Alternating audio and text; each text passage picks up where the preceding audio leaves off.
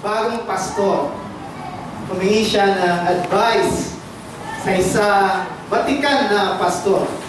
Sabi niya dun sa Vatican pastor, "Pastor, ano po ba ang may papayo niyo sa akin? Tatanggap lang po sa akin ng church namin na ako ang gawing pastor nila." Sabi ng Vatican pastor, "Lagi kang magtitiwala sa mga miyembro ng iyong simbahan dahil mas matalino sila kaysa sa iyo. Kaya ikaw ang isinalang nila maging pastor."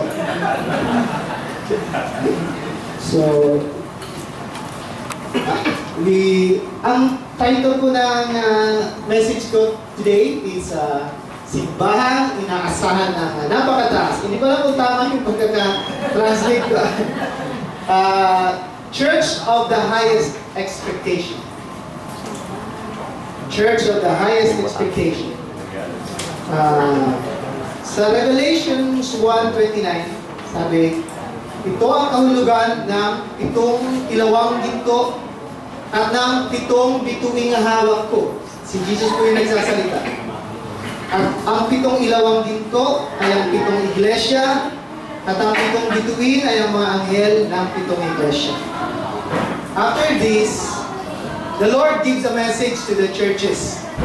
And yun po yung we will study today, the message of the Spirit to the churches. Yun po sasaliksikin natin ang sa loobin ng Panginoong Jesus. Paki-translate na lang, Roel, paki-translate kayo kay Michael. Sasaliksikin natin ngayon yung sa loobin ng Panginoong Jesus sa kanyang mensahe sa 7 simbahan, upang makita natin kung ano ang ibig niyang makita sa kanyang simbahan. Paanong lulubin ng Panginoong Jesus na lumago ang isang simbahan, at paano niya lulubin na isang simbahan ay tuluyan ng maglaho. Papayagan ba ng God yun na yung isang simbahan tuluyan ng maglaho, tuluyan ng mamatay? So, ang ating pong text ay sa Revelations chapter 2 verses 1 to chapter 3 verse 22. So medyo mahaba po ng konti. Doon po sa binasa natin kanina, sa chapter 1 verse 29, pinasabi doon, ang Panginoong Jesus ang may hawak ng church. Siya may hawak ng yung mga ilawan, which represent the churches. And so when siya, yung ibig sabihin, siya ang namamahala doon. Those churches will continue to have light, will grow their light, or those churches will lose their light.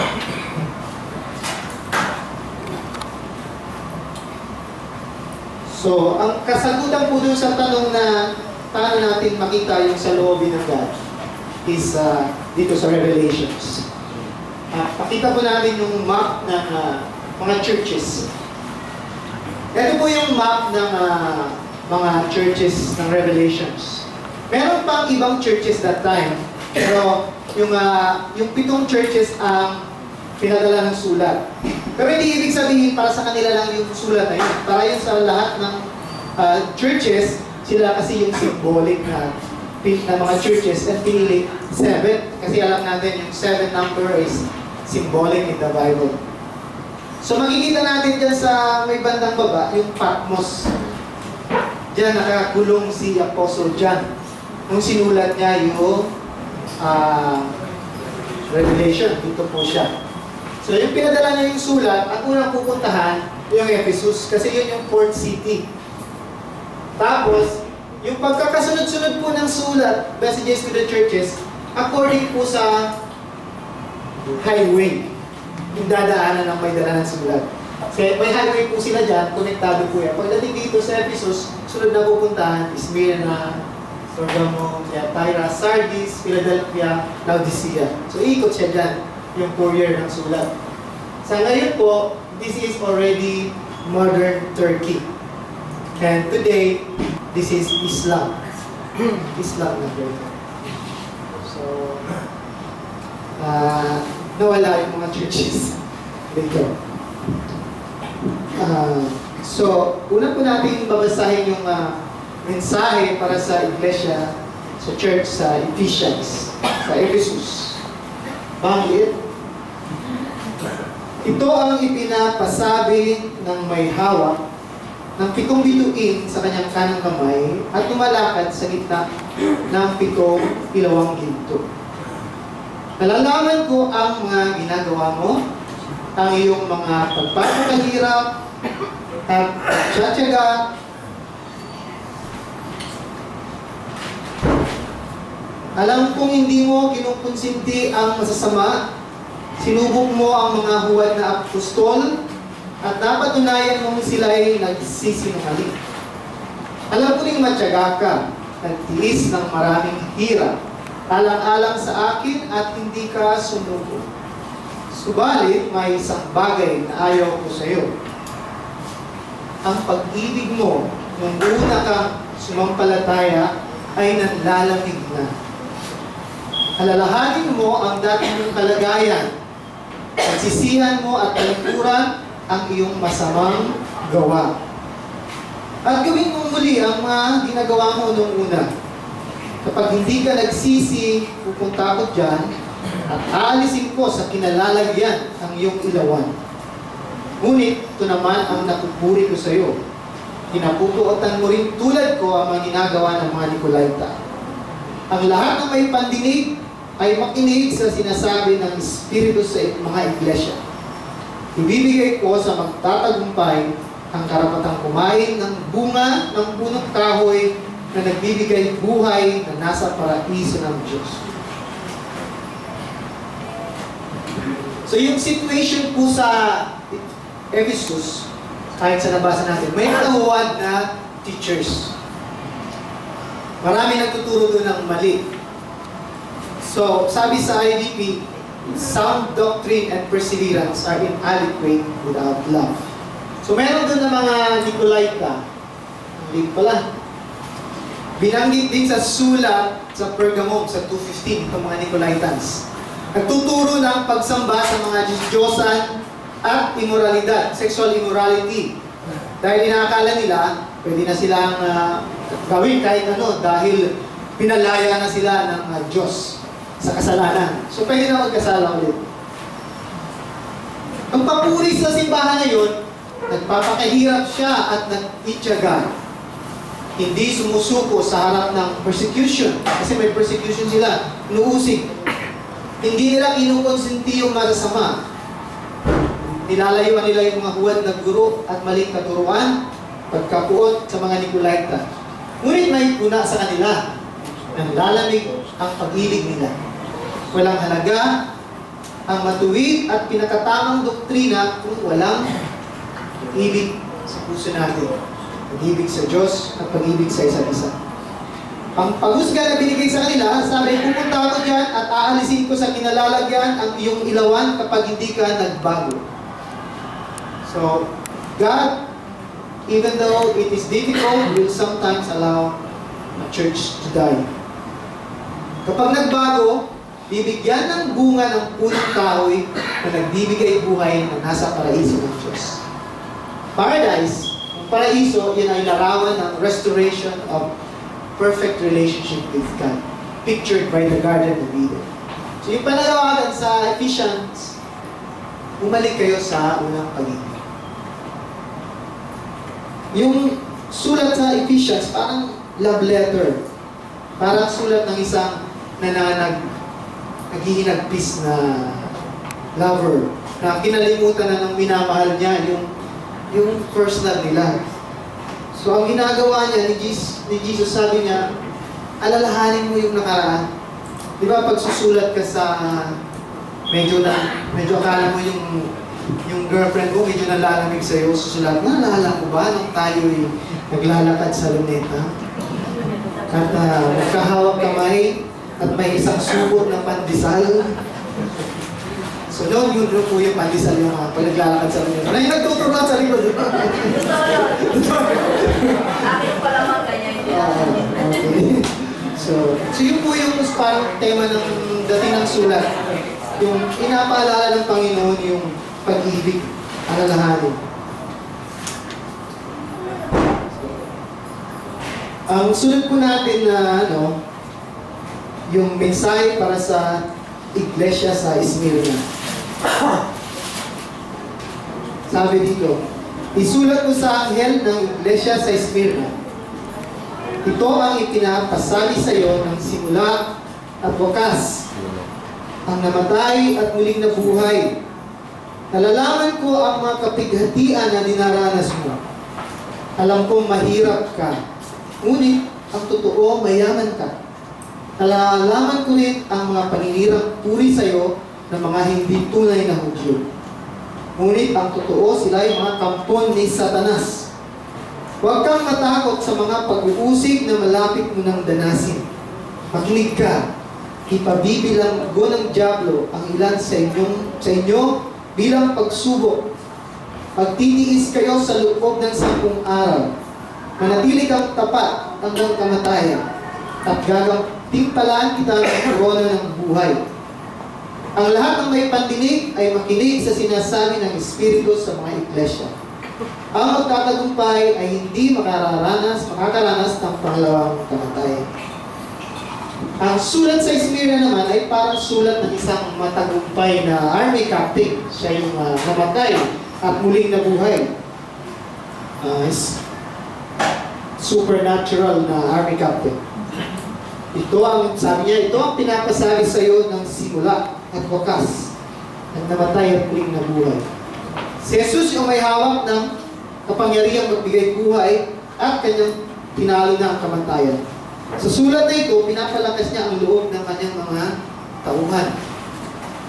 Ang situation dito, next slide, pinalayas ng mga Hudyo sa sinagoga yung mga Christians. Kaya nasabi dito, nalalaman ko ang paninirang puri sa iyo ng mga hindi tunay na Hudyo. Tinutukoy dito na hindi tunay na Hudyo, yung mga Hudyo by race. Nakiklaim sila na sila yung tunay na Hudyo. Ang mga Christians kasi, nakiki-church sila sa mga synagogue ng mga Jews. And habang kasama sila ng mga Jews, protected sila ng batas ng binigay ng mga Romans, special privilege para sa mga Hudyo. Kasi yung mga Hudyo, sa kanila, isa lang ang Diyos. Yung Roman Empire, meron sila religion na sasambahin yung emperador. Diyos kasi yung emperador. Yung mga Hudyo, talagang matitigas ang ulo. Pag pinapasampa sa emperador, paglulurin sila sa yung mga Pharisees, kung doon sa Jerusalem, tatawagin sila, palulurin sila sa estatwa ng emperador, bago pa lang nasakop yung Jerusalem. Yung mga Hudyo, hindi luluhod. Lahat may hawak na kutsilo, magpapakamatay sila bago luluhod. Kaya ginawa ng mga Romans, binigyan sila ng special privilege. Mas mabuti na nga naman na hindi sumambay yung mga Hudyo sa emperador, pero magbabayad pa rin ng buwis. Kaysa mamatay lahat ng mga Hudyo, wala magbabayad ng buwis. So, yung kailangan nila ng pera sa gera. So, ngayon, kung yung mga Christians, pinalayas na sa synagogue, hindi na sila protected ng batas na yun. So, maaari na silang isumbo, maaari na silang patayin. Pag hindi sila nagsamba sa emperador, papatayin sila. So, yun ang nangyari sa kanila. May pagpuri sa kanila, matatag yung simbahan ng Smyrna. Hindi sumusuko sa pag-uusig. Pero yung walang puna sa simbahan na ito. Walang sinabi si Christ na pagkukulang niya. Yung pag-usga sa kanya, sabi, gagantimpalaan ng korona ng buhay. Walang sinabi kung maliligtas ang simbahan. Ang simbahan magtitiis ng 10 araw. Ang ibig sabihin siguro ng 10, di ba sa Biblia yung 10 is fullness yun, kaganapan. Pag sinabing 10 times na wealth, talagang napakayaman. Pag sinabing 10 araw, talagang mamamatay sila, may mamamatay sa kanila. Pero may sila yung paghihirap. So, yung panawagan ni Jesus sa kanila, huwag silang matakot. Siya yung simula at wakas. Siya yung may hawak ng buhay. Manatili silang maging tapat sa harap ng pag-uusig.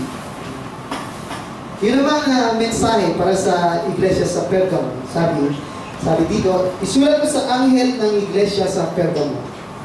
Ito ang ipinapasabi ng may hawak ng matalas na taba na sa magkabila ay may talim.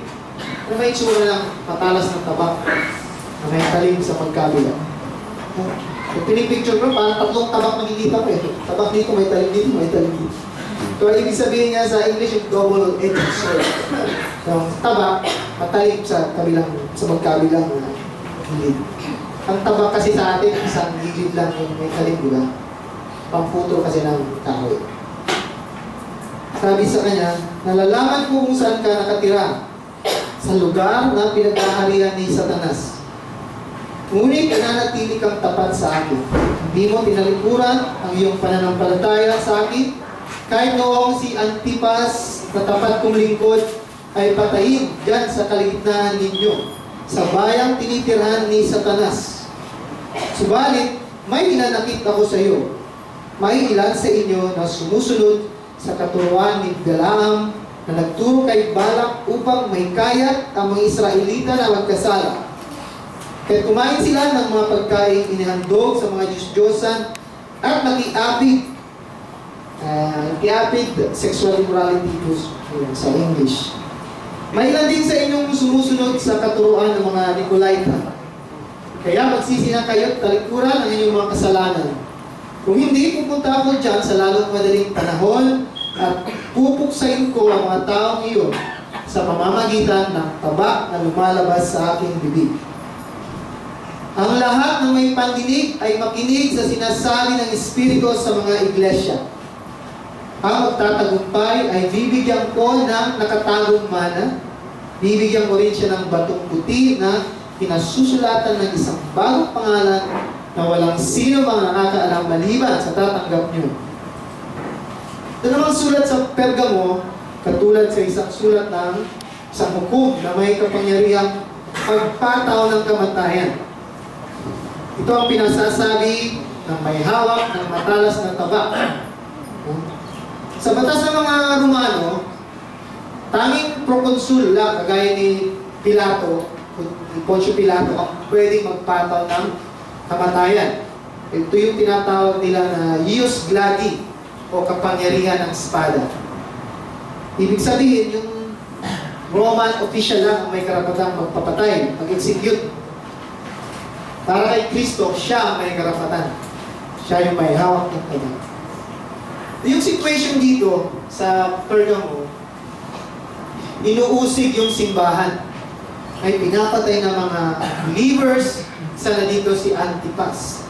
So once may isang Christian na mapatay, i-martyr yun, meron ng legal precedent, madali nang patayin yung mga Christians kahit saan. Papatayin sa leon, yun sa arena ng mga Romans. Minsan ginagawa sila kandila, tatalihan sila, itali sa poste, lagyan ng langis, tapos sisilyan sila. So paggabi, sila yung ilaw sa kalsada. Yung mga Christians na sinusunod. So yun po yung nangyayari noong time. So yung siyudad ng city ng Pergamo is a very famous city. Dito pinakamalakas ang kulto ng pagsamba sa emperador. Kaya siya tinawag na lugar na pinag-aarian ni Satanas. So, yung papuri sa kanya, tapat hanggang kamatayan. Kahit nakatira siya sa lungsod ni Satanas, yung seat of emperor worship. Yung puna sa kanya, sumusunod siya sa katuruan ni Balaam. Nakikiapid, sexual immorality, sumusunod sa katuruan ng mga Nicolaitans. Yung paghusga sa kanya, pupuksain siya, hindi siya magbabago. Darating ang Panginoon at siyang pupuksa sa kanila. Yung panawagan ng Panginoon sa kanila, talikuran yung mga maling katuruan, mga maling doctrines. Ito yung panawagan sa kanila. Susunod po yung mensahe sa Thyatira. Thyatira, di tira-tira. Thyatira. Sabi ng sa Revelations, chapter 3, verse 18, isulat mo sa anghel ng iglesia sa Thyatira. Ito ang ipinapasabi ng anak ng Diyos na may mga mata parang apoy na nagliliyab at mga paang kumikinang na parang tansong pinakinta. Hirap ang Tagalog. Nalalaman ko ang mga ginagawa mo, ang iyong pag-ibig, katapatan, paglilingkod, at pagtatyaga. Nalalaman ko ang mga ginagawa mo ngayon ay higit kaysa noong una. Ngunit ito ang masasabi ko laban sa iyo. Pinapayagan mo si Jezebel, ang babaeng nagpapanggap na propeta, na turuan at linlangin ang aking mga lingkod upang makiapid at kumain ng pagkain inihandog sa mga Diyos-Diyosan. Binigyan mo siya ng karapatang sapat na panahon upang pagsisihan at talikuran ang kanyang pakikiapid, ngunit ayaw niya. Kaya nga, magkakasakit siya ng malubha, pati ang mga kasama niya sa pangalo niya. Darana sila ng matinding kapighatian kung hindi nila pagsisisihan at tatalikuran ang kahalayang ginawa nila sa piling ng babaeng niya. Papatayin ko rin ang kanyang mga tagasunod upang malaman ng mga iglesia na ako ang nakakaalam sa puso't isip ng mga tao. Gagantimpalaan ko ang bawat isa sa inyo ayon sa inyong mga gawa. Ngunit para sa iba mga taga-Tiatira na hindi nakinig sa masasamang katuruan ni Jezebel at hindi natuto ng tinatawag na malalalim na lihim ni Satanas, ito ang sinasabi ko sa inyo. Hindi ko kayo bibigyan ng pasanin, ngunit dapat kayong manatiling tapat sa akin hanggang ako'y dumating. Sa magtatagumpay at tutupad ng kalooban ko hanggang wakas, ibibigay ko sa kanya ang pamamahala sa mga bansa. Mamamahala siya sa pamamagitan ng tungkod na bakal at dudurugin niya ang mga bansa na parang mga palayo. Ibinibigay ko ito kung paano ibinigay ito sa akin ng Ama. Ibibigay ko rin sa mga magtatagumpay ang bituin sa umaga. Ang lahat ng may pandinig ay makinig sa sinasabi ng Espiritu sa mga iglesia. So, yung sulat naman po sa taga-Tiatira ay galing sa isang makapangyarihang Diyos. Nakikita niya ang lahat. Yung kanyang mata nagliliyab. At ang kanyang paa ay figure of strength. Blazing bronze. Yung sitwasyon po sa Tiatira, next slide, upang makabahagi sa pagninegosyo yung mga tao doon, sa kalakal, yung mga Christians. Yung mga Christians doon, kailangan member at makisama sa mga trade guilds. Diba? Samahan ng mga karpintero, samahan ng mga nagtitinda ng mga tela. Diba sa Acts, si Lydia, taga-Tiatira yun, nagtitinda siya ng purple cloth. No? Para magkapagbenta sila, kailangan sumasali sila sa mga festival, sa mga religious festivals. At nagkakapag-compromise sila para makapagkalakal. Yung papuri sa kanila, mas lumalago yung pag-ibig nila. Yung katapatan nila sa Panginoon, yung paglilingkod sa isa't isa, yung pagtatyaga, lumalago siya. So, maganda yung church. Kaya lang, yun nga, nakikipag-compromise siya sa religiously. No? Yung panawagan sa kanila, huwag makihalo sa mga yung tinatawag nila si Jezebel. Si Jezebel ay picture sa Old Testament ng yung reyna na isang napakasamang reyna, di ba? Siya yung pinatay ni Elijah, yung mga prophets niya. So yung pag-husga sa kanya, sa Tiatira, bibigyan ng sakit yung mga at matining kapighatian, yung mga sumasali kay Jezebel. Yung mananatiling tapat ay maghahari sa mga bansa. Yung panawagan sa kanila, huwag silang sumali kay Jezebel, huwag silang makihalo sa religious festivals. Kahit nahirapan sila makipagkalaban. Yung mensahe naman para sa Sardis, chapter 3, verse 1. Isulat mo sa anghel ng iglesia sa Sardis. Ito ang sinasabi ng nagtataglay ng 7 espiritu ng Diyos at ng 7 bituin. Nalalaman ko ang ginagawa mo. Ipinapalagay kang buhay. Ngunit ang totoo, ikaw ay patay. Kaya gumising ka Pag-alawin mo ang mga katangiang nalalabit pa sa iyong buhay upang hindi ito tuluyang mamatay. Nakikita ko hindi paganap ang mga nagawa mo sa paningin ng ating Diyos. Kaya nga, alalahanin mo ang mga bagay na iyong tinanggap at narinig. Isagawa mo ang mga iyon, pagsisihan mo, talikuran ang iyong kasamaan. Kung hindi ka gigising, pupunta ako dyan, nagaya ng isang magnanakaw, walang warning, at hindi mo malalaman ang oras ng aking pagdating. Minsan sa Sardis ay sinulat ng isang siya'y may kapangyarihan sa simbahan. Sabi niya, sinusulat ito ang sinasabi na nagtataglay ng 7 Espiritu ng Diyos at ng 7 bituin. Siya yung may karapatan humatol o isang simbahan ay dapat na maglaho, mamatay. Yung sitwasyon sa Sardis, ay meron pa pala, sorry. Meron pang sorry, Isa'y diretso natin.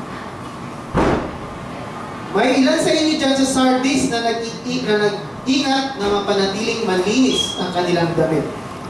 Kaya, kasabay ko silang maglalakad na nakasuot ng puti sapagkat sila ay karapat-dapat. Ang magtatagumpay ay magdaramit ng puti at hindi ko kailanman aalisin sa aklat ng buhay ang kanyang pangalan. Kikilalanin ko siya sa harap ng aking Ama at ng kanyang mga anghel. Ang lahat ng may pandinig ay makinig sa sinasabi ng Espiritu sa mga iglesia. So yung situation sa Sardis, next slide. Tanyag na syudad, napakayaman. May mina ng ginto doon. At ayon sa mga nahukay ng mga archaeologists, makikita mo talaga yung kayamanan sa Sardis kahit patay na dahil pang ginto at alahas na suot. May mga bahaw pa sila. Yung sulat sa Sardis ang pinakamabigat sa lahat. Sa lahat ng simbahan, siya yung pinakamabigat yung sulat sa kanya. Sabi, pinapalay kang buhay, subalit ikaw ay patay. Dahil wala silang hinaharap na suliranin, tuluyan nang na-assimilate ng pagan environment yung church. Wala kasi silang problema eh. So, they think they are rich. Patay pala sila. Buhay sila. Papuri, walang papuri. Si Bano, kawa naman. Hindi man lang papuri kahit maliit. Kung puna sa kanya, patay talaga siya na simbahan. Kung pagus ka sa kanya, hindi niya alam kung kailan darating yung pagus ka sa kanya, bibiglay na din siya. Panawagan ng Panginoon, gumising siya. So alalahanin yung mga katuruan at isagawa. Yung mensahe, 2 church na lang. Yung mensahe naman para sa iglesia sa Philadelphia. Isulat mo sa anghel ng iglesia sa Philadelphia. Ito ang sinasabi ng banal at mapagkakatiwalaan ang may hawak ng susi ni David. Walang makakapagsara ng anumang buksan niya at walang makakapagbukas ng anumang sara niya. Nalalaman ko ang mga ginagawa mo. Alam kong mahina ka, ngunit sinusunod mo ang aking salita at naging tapat ka sa akin. Kaya binuksan ko para sa iyo ang isang pinto na hindi may sasara ni man.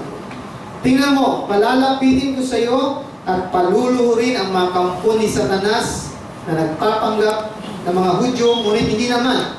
At sa halip ay nagsisinungaling.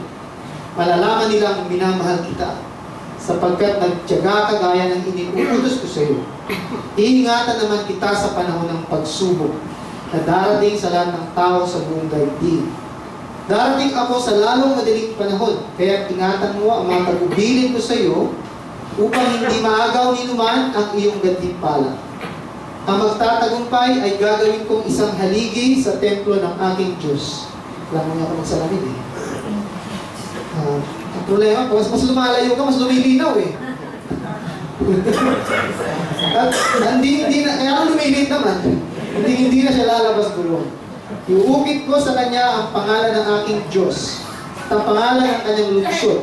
Ito ang bagong Jerusalem na bababa mula sa langit buhat sa aking Diyos. Kawawa naman ngayon. Wala, di sure ko ba? Iukit ko rin sa kanya ang aking bagong pangalan. Ang lahat ng may pandinig ay makinig sa sinasabi ng Espiritu sa mga iglesia. Ang sulat sa Philadelphia, sabi dito sa greeting sa kanya, sulat ng matapat at ng banal at mapagkakatiwalaan. Sulat ng isang may hawak ng susi ni David, ibig sabihin yung kaharian. Isang hari na tapat, isang hari na mapagmahal.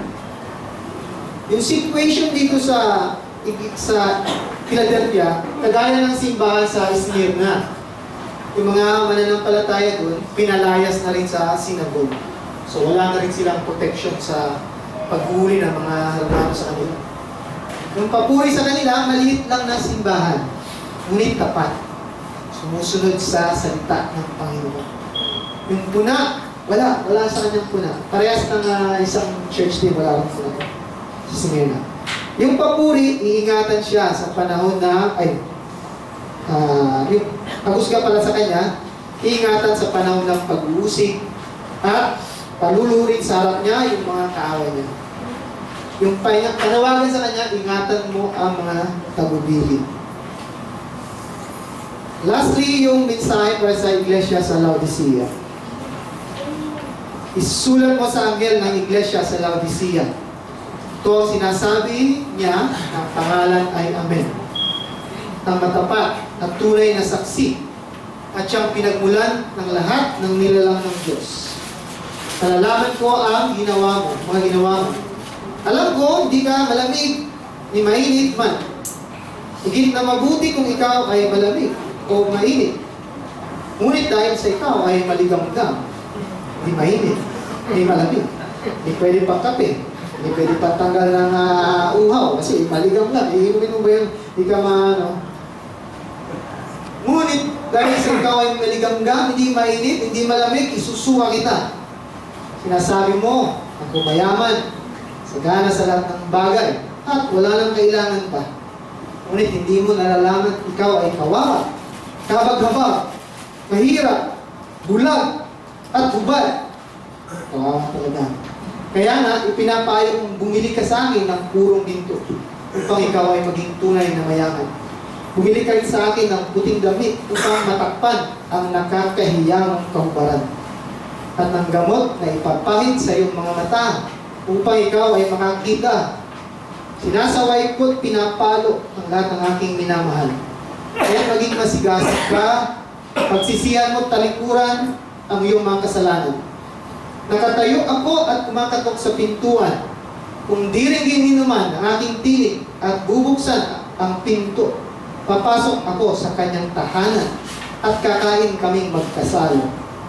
Magtatagumpay ay uupong katabi ko sa aking trono, tulad ko na nagtagumpay at nakaupo ngayon katabi ng aking ama sa kanyang trono. Ang lahat na may pandinig ay makinig sa sinasabi ng Espiritu sa mga iglesia. So yung sa Laodicea, yung sulat, sabi galing sa matapat at tunay na saksi. Kabaligtaran ng simbahan sa Laodicea na hindi malamig, hindi mainit. Yung sitwasyon doon, yung siyudad ng Laodicea, napakayaman din na lungsod. Dahil yung grazing nila, pasture, ang luwang, ang laki, ang lusod yung halaman. Napakaunlad ng pag-aalaga ng mga sheep nila. Siguro para itong New Zealand, mas marami pa yung sheep kaysa sa tao. So kilala yung Laodicea sa ini-export nila na itim na wool. Sila lang yung merong ganun. Makukuha lang yun sa mga sheep nila kasi nag-breeding sila talaga ng sheep para tapos nakahanap nila yung ganun wool. Sila lang yung mga ganun. Mayaman na lungsod yun. Kaya yung mga member doon, mga mayaman. Papuri, wala. Wala siyang papuri. So yung puna sa kanya, di mainit, di malamig. Kala nila mayaman sila at wala silang kailangan. Pero sabi ng Panginoon, katotohanan, kawawa, habag-habag, mahirap, bulag, habad. Kung pag-usga sa kanila, itataknin sila, isusukat. Panawagan ng Panginoon, buksan mo ang pintuan para makapasok ang Panginoon. Mga Kristiyano na sila, pero nasa labas pa yung Panginoon. Simbahan yun. So hindi yung mga non-believers. Pero sabi ng God, I stand at the door and knock. If you open, I will enter. So may mga believers na nasa labas pa ng puso nila yung Diyos. Nasa labas pa, naniniwala sila sa Panginoon, pero hindi pa naghahari ang Panginoon sa buhay nila. So, bago po natin i-summarize yung mga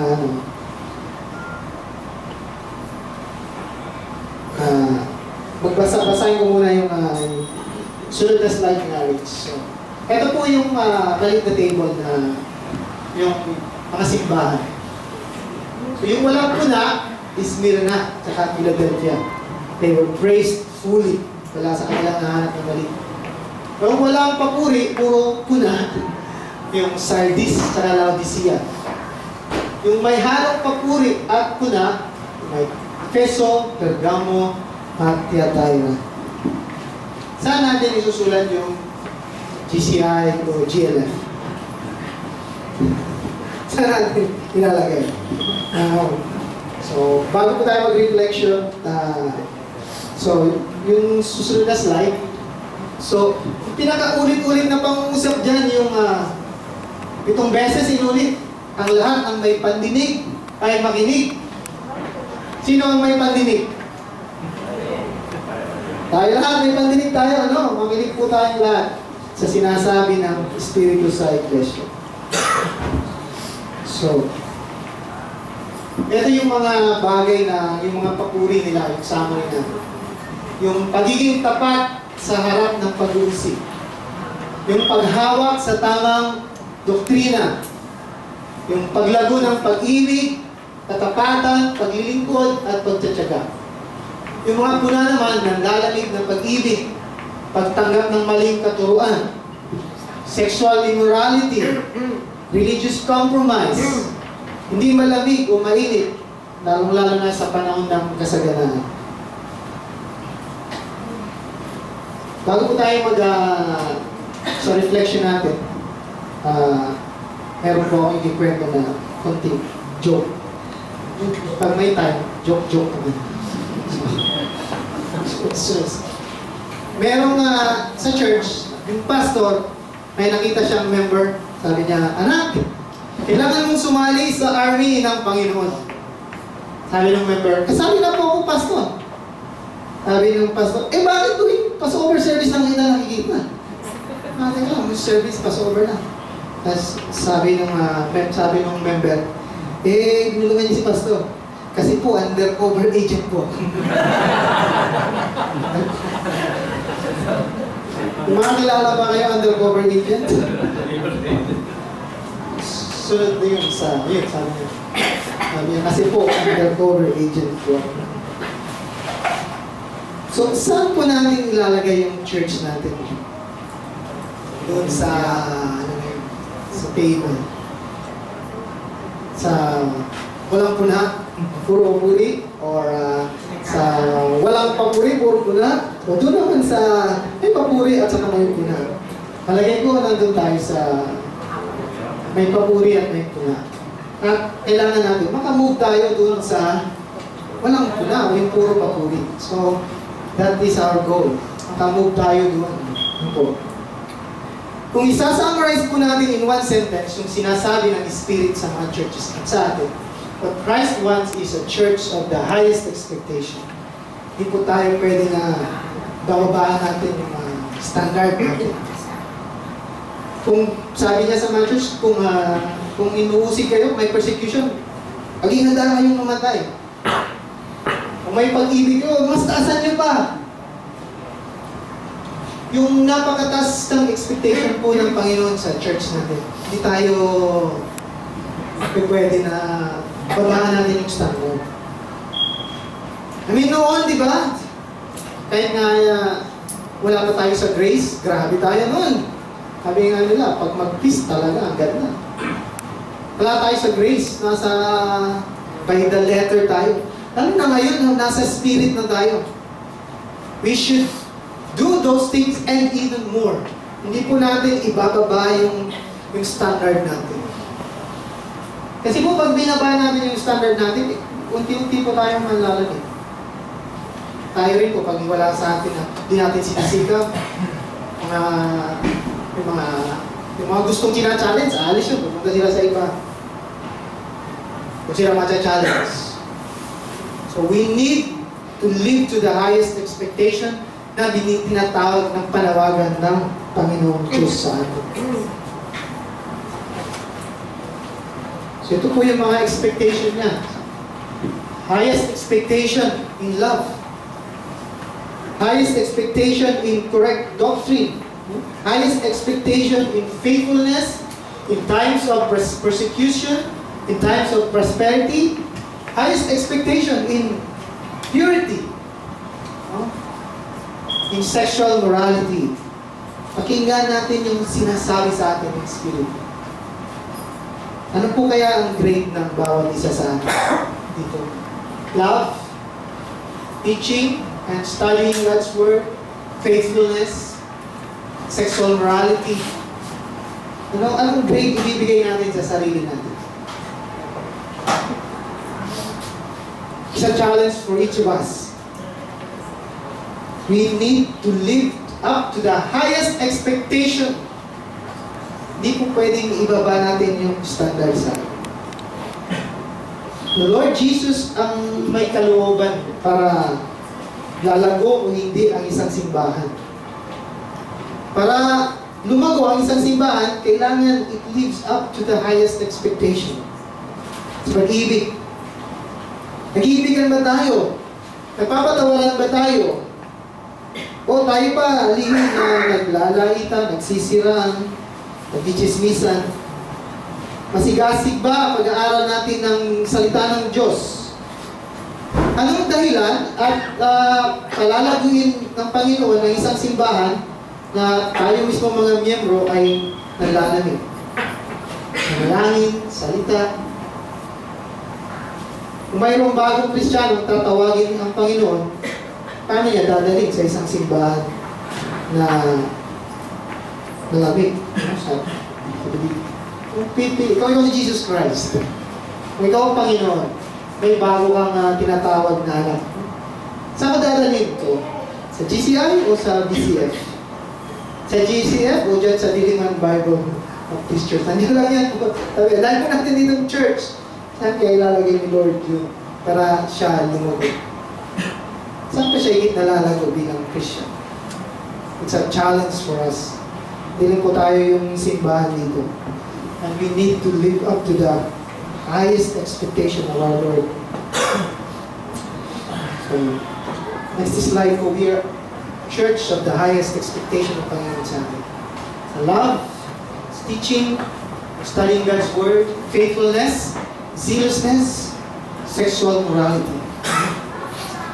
Ang lahat ng may pandinig ay makinig sa sinasabi ng Espiritu sa mga iglesia. Next Sunday po, yung message ko, ipapaliwanag ko kung ano yung gagawin ko. Ano yung magiging sistema. Ipapaliwanag ko kung ano yung dapat yung asahan sa akin. At ano naman ang dapat kong asahan sa inyo. Yung expectation nyo sa akin, expectation nyo sa inyo. Upang maabot natin yung panawagan ng God sa atin. Pastor Andrew has trained us already. Has left us with zeal. So, mag-build ko tayo doon. Huwag po natin kalimutan yun. Pagpatuloy po natin yung maganda na natin na simulan.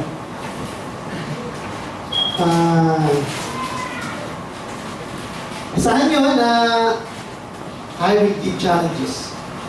And you also challenge me. It's for the building of us all. Para sa atin po ito. No? Hindi po kalooban ni Numan, kundi kalooban ng Panginoong Jesus. So, let's pray. Let's pray. Our Father in heaven, we thank you for the message that you have given to the churches. Exciting po ito sa atin. And we thank you for the challenge of Christ for us to live up to the highest expectation. If we, in our union with Christ, we have already been seated with you in the heavenly realms. And we need, kailangan po namin to live worthy of our citizenship in heaven. We thank you for the Lord. And thank you for the guidance of Pastor Andrew and Gladys to us. We pray we can build on what they have done for us. They have shown us humility. They have shown us love. They have shown us sincerity and perseverance. And Lord, we pray that you will help us. Binubuksan po namin ang pintuan ng aming mga puso. We are asking you to come in, Lord. Kung hindi pa po kayo nakakapasok sa puso namin, we are opening it now. And come in, Lord. And pumasok po kayo at makikisalo po kami sa inyo. We will eat with you. A picture of our relationship with you, our fellowship with you. We humble ourselves before you, and you know our sins, Lord. Alam mo yung mga pagkukulang namin. Alam mo rin po yung mga pagsisikap namin. And Lord, yung mga pagkukulang po namin, patawarin mo po, kinoconfess po namin sa iyo. Nagkasala po kami. Kasala po kami ng pandalamig. Kasala po kami ng sexual immorality. Nagkasala po kami, Lord, ng compromise. We pray and ask for your forgiveness. And we pray that your Holy Spirit will be upon us. Come into our hearts and be with us, and your joy will be our strength. We are a church of the highest expectation, Lord. That is our identity, that is what we are. And we will strive our best. Be with us. Because it's only your presence that guides us. Sabi po ni Moses, as Moses was guided by the pillar of fire at night and the cloud by day, be with us, Lord, sa harapan namin, sa likuran namin. Kayo po ang manguna sa amin. So, thank you and praise you for your love. Forgive us for our sins. Kung hindi po namin ipigil yung aming mga pananalita, tulungan mo kami, Panginoon, na makontrol ang aming mga pananalita. Dahil, Panginoon, kahit maliit na salita lang, nakakasugat at nakakasira ng mga relasyon, Panginoon. Forgive us for those words that have hurt people, that have broken relationships. We forgive each other. We ask for your forgiveness. So, thank you. In Jesus' name we pray. Amen. Amen. Amen.